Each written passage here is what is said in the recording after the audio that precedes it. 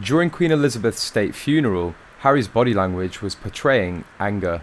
Looking back on the solemn ceremony, royal expert Dickie Arbiter argued in a recent media appearance that the Duke had been showing anger as he appeared along with some other royals as the family came together in mourning for the late Queen. Mr. Arbiter told True Royalty TV's The Royal Beat, "If you look at all the pictures that were published during the funeral, yes, it was a very solemn occasion.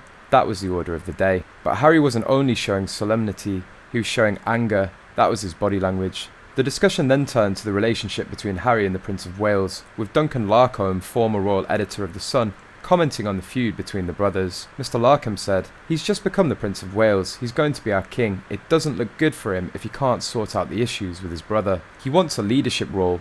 William wants to wear the medals and the stuff on his shoulders, be a leader." The royal family is being likened to the Kardashians in the way that Harry and Meghan are behaving. They're being followed around by Netflix. They're selling out all their royal brand to the highest bidder. He added, "That doesn't mean it's William's fault, but for goodness sake, William, the onus is not on Harry." Besides, Loose Women star Nadia Sawalha aired concerns about Harry's relationship with Prince William and urged the royal brothers have to reunite in the future. Asked if she thought the Queen's funeral will bring Harry and William together in the future, Nadia replied, "One hopes so, doesn't one? But I think the problem is they're now back in America. Hopefully time will heal things, I hope." She added before predicting that it will be their shared upbringing that eventually reunites them. The ITV presenter went on, "It's just that the upbringing they have to push through and push on. I think more than anything else, it will be the upbringing that eventually brings them back together, because they have to. The thing is, protecting the royal family, isn't it?" Meanwhile, connection specialist and body language expert Katie Aloisel claims the enormity of Prince Harry and William's loss was evident at the Queen's funeral, and played down claims there was no warmth between the brothers. The royal siblings made little eye contact and did not visibly acknowledge each other as they walked side by side behind their grandmother's coffin during the procession to Westminster Abbey. They both kept their eyes fixed ahead as they marched to the sound of the bagpipes behind King Charles, who was openly crying.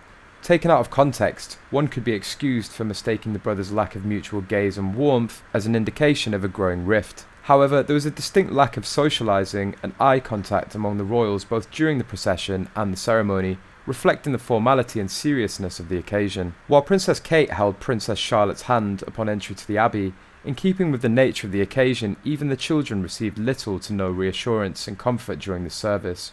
Rather, the royal family kept their gazes firmly fixed ahead or cast downwards towards the floor for much of the service. The body language expert said how the brothers feel about one another would be more evident when they gather in a more casual setting, where lack of connection and eye contact is not the norm. The Prince of Wales and the Duke of Sussex maintained their composure through much of the service, adopting a frozen expression, gaze fixed, and looking forwards or cast downwards with lips compressed, Miss Loisel said.